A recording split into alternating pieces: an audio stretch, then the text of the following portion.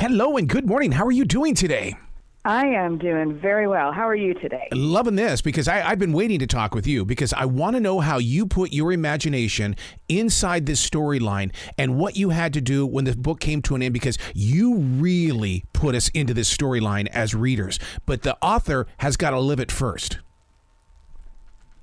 You know, that is a very interesting question. And that's exactly what I think my goal is as an author, is to be so into a story, a place, a setting, a history myself, that is exactly what the reader experiences as well. And, you know, for me, it's really just all about taking such a deep dive into the history of a place and really just trying to reach back and find the reality of the human experience that happened during this time. And so, you know, I do that by listening to people's stories and interviewing people and reading documents, whatever clues, you know, that I can find to really understand the reality of a place. And sometimes that is a very dark place to be. And sometimes it's an incredibly joyful place to be as well. Doing that research, I mean, I'm such a research nut. I mean, I've got to do it because that's part of the personality of the final performance. And it's like when you go in there inside World War II, where did you go so that you could envision what everything was looking like? Yeah, well, the first thing I did for Artifice is I went to Amsterdam, because I think the city is almost a character in itself and is a bit of a metaphor for, you know, the juxtaposition between the beauty of Amsterdam and the real ugliness of the Nazi occupation. So obviously I wanted to go there, but, you know, one of the amazing things that happens when you start putting things out into the world that you can't anticipate is, someone had said to me, you know, in my own hometown, they said, there's this man, he lived through the Nazi occupation of Amsterdam. And I said, I'd love to talk to him. So I made an appointment and we chatted. And it turned out that he had known one of the characters that I was writing about in the book, Hans von Meegeren, the art forger. And he was able to tell me all these wonderful things about what his art studio was like and what kind of paintings were hanging on his walls and what sort of man he was. And I thought, you know, it is so incredible. I was getting ready to go to Amsterdam to find out all of these things, and all of this wealth of information was 15 minutes from my house. And that's what happens when you just start seeking. You just never know what you're going to find. See, that's what I love about being a writer, is the fact that if you allow the energy that's around you to just move through you, you're gonna find things that like we've ignored. We walk right by them every day, but open yourself up as a writer, and all of a sudden it's like, what's going on? And you know, I don't even understand the science behind that, except I know it's true. So I think it must be mystical somehow, but it's absolutely true. Well, and here's the thing, Sharon, that I love about this story is that my father was in World War II. I've heard so many stories about the artwork in World War II, and even 60 Minutes and CBS Sunday Morning, but you give us a spin on it with the forgery, and it's like, oh man, of course that was taking place. And it's such a fascinating story, isn't it? Hans von Meegeren, the forger, was he was fooling everyone. He had discovered a way to create what I could only term as plastic paint, paint that could crack and be made to look like a 400-year-old painting. And he was taking in everyone, museums, collectors. When the Nazis invaded, he just kept right on doing it. And he sold a faked Vermeer to Hermann Göring, second in command of the Reich, and that painting hung over Göring's desk as the jewel of his art collection. It's really hoodwinking the Nazis is always delicious. It's irresistible, But I have to say, Hans von Meegeren, he made what would now be the equivalent of $23 million selling forgeries, and he was living it up while the rest of the Netherlands starved. Wow. So there's two sides to every true story, for sure. The money raised has a higher purpose. I mean, was it not about saving the babies? Yes, absolutely. The other true story that sort of balances the story of Han van Meegeren was another real man who was living in Amsterdam during the war. His name was Johan van Hulst, and he started a baby smuggling ring. Yeah. Basically, he was rescuing Jewish babies and toddlers that were being held in their own prison, getting ready to be sent directly to the gas chambers. So they were taking babies and putting them in laundry baskets and shopping sacks and handing them out the windows and anything they could do to spirit these children out of the city, make them disappear, and give them a chance at life. They are credited with saving at least 600 Jewish babies and toddlers during the war. And it was probably actually more than that. Of course, the sad part of the story is it could have never been enough. For every child they had to choose to save, they had to choose to leave one behind. And it was absolutely heartbreaking. But, you know, it's the difference between these two men that I think really fascinated me. They were of about the same age, grew up in the same city. I think they even looked a little bit alike, but you could not see two people who used their time and their talents more differently. And all I could think of was when I knew about these two true stories is what would have happened if Johan van Hulst, the baby smuggler, had Han van Meegeren, the forgers, $23 million. I think the world would have been a completely different place. Mm-hmm. And that's the question I really wanted to explore in Artifice. See, that's the author in you coming out in a way of planting seeds or even Easter eggs in that, because you'll put things on a page and you stop for a moment as a reader and you Google it. You go, oh my God, and you start and you right. It's like you're educating us, but in an entertaining way, if you know what I mean. Oh, I hope so. I hope it's an entertaining way, and I hope it's a way that you don't know that you're being educated, that you're just living a world. I really, really want my readers to be able to live the world that I'm showing them. When did you realize that this book was going to be authentic? In other words, I mean, it starts off as a thought, you kind of dabble around, and all of a sudden when it starts coming together, and you're shocked as the author of how it's coming together. It's like, where is it coming from?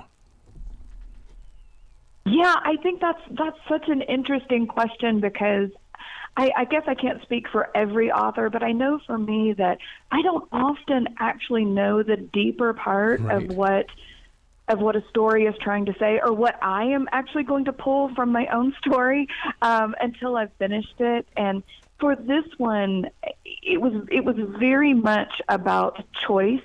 This is my third World War II book, and previously I have written about choices of courage and sacrifice and humanity over hate and seeking justice and self-transformation. That's what those stories mean to me.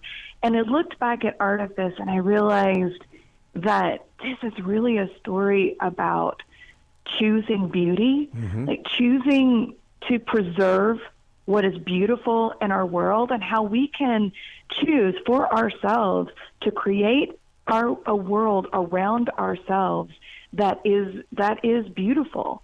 We can surround ourselves with what is good, and we can seek it and choose it and build it and rebuild it, even when the rest of the world is a world of real ugliness. And I think that is so relevant to our lives today. You know, we live in so many ways in such an ugly world, and there are terrible things that are happening around us. But that choice to choose what is good and what is beautiful and surround ourselves with that, that's a powerful choice. Yeah. And I think it's a life changer. I really think it can be a world changer. I can't imagine what your creative imagination is going through with all the research that you have done on all three books with World War II, and then you get snapshots of what's happening on this planet now. And there has to be something that's giving you flashbacks, because, I mean, you're being creatively sent back to World War II, but look at the world now, and it's like, ugh. Exactly. I mean, I think that we could all agree that the hate that created the Holocaust is alive and well in our world, and in many different forms, and in different forms of genocide that are still, taking place today. These are very relevant topics. And I think that sometimes as an author, it's very difficult to plumb those depths, and realize that we're still plumbing the depths of what human beings are capable of. But what I always try to remember, and I think what I have pulled a lot from my own stories and from these histories, is that there is always the balance. There is always the light on the other side. Yeah. And there are people who have lived and who have made these choices of courage and sacrifice. And we may never know their names, but they have always, always been. And that means they're here now too. Yeah. And I think that actually gives me a lot of hope. There's a lot of hope in these books for our world, while at the same time acknowledging that we have a lot of challenges, and that we need to be challenged by these choices of yesterday so we can make a stand and decide what to do with our choices today, right now.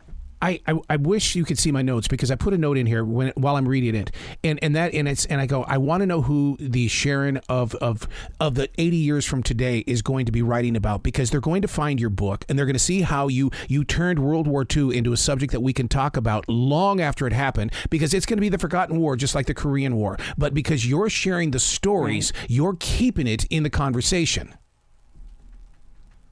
And, I think that's something that's actually really, really important to me.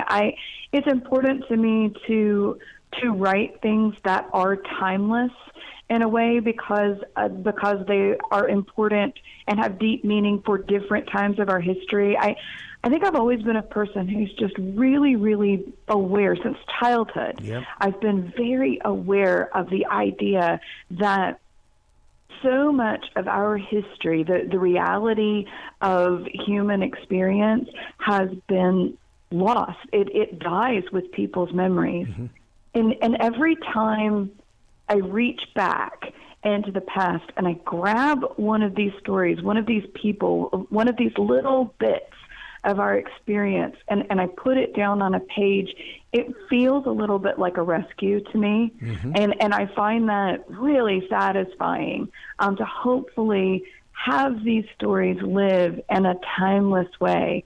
I think the war with Israel right now will be something that people will be writing about. Yep. I hope that we'll be writing about the experiences of the pandemic. I hope we will be writing about the things that take place in Africa right now. I think there are so many stories in this world that need to be recorded and put on paper in a way that is not just a fact that we learn, but it makes us feel these stories, because I really believe that the facts will fade from memory, but when we feel another person's pain, when we feel their joy, that is something that we're never, ever going to forget. And that is what makes a story live. Mm-hmm. And I hope that's what I can do. Yeah. You know where those stories are? They're being written, but they're in boxes underneath people's beds. They're up in attics. They're in garages. And because people are so afraid to release their writing. And it takes people like yourself to inspire them. Just take a step. Get it out there. Yeah, one step at a time. I think all of us, when we start, I know when I started this creative journey, if I had known, every single step that it was going to take, would I have even started? I don't know. I think the important thing is to recognize your own passion, to reach out for that thing that is meaningful to you and so important to you. For me, it's these heroes of the past and these people who took a stand. Find whatever that thing is for you, put it on the page, and then just, like you said, take a step. Yep. Take a small step, put it out there, let somebody else read it. Let another person read it. Let another person read it. And let these stories have their own life. I still find it to be a really scary thing to do. It's a very vulnerable thing to do. Yep. But it also is so worthwhile, and it is so ultimately satisfying. So yeah, I would encourage anyone who has that passion to let that passion lead them. You sharing that journey that deep. Let me ask you a question, because your last name is Cameron. Any relation to Julia Cameron, or have you studied? You are? No, no, I'm not. No, I was just, I was just thinking what you said about Cameron, because ironically, my last name is really the whole reason I got into writing. I was a musician. I was a classical pianist for many years, and I thought I would do that forever. But I had been researching Camerons and the Cameron name, which led me to a little obscure, piece of history about what happened to this one Cameron family during the 1745 rebellion that happened in Scotland. And that is really what led me to sit down for the first time in my life and start writing unassigned words. And I didn't find out till much later, and because of DNA projects and that kind of thing, that everything I'd writing about really was direct ancestry for my family. So it made me feel like somehow I was doing what I was supposed to do. Yeah. But it was because of the Cameron name that the whole thing started. Wow. You got to come back to this show anytime in the future. The door is always going to be open for you. Oh, please. I would love to walk through that door anytime. Excellent. Will you be brilliant today, okay? Okay, you too. Okay. Thank you so much. It was a huge pleasure.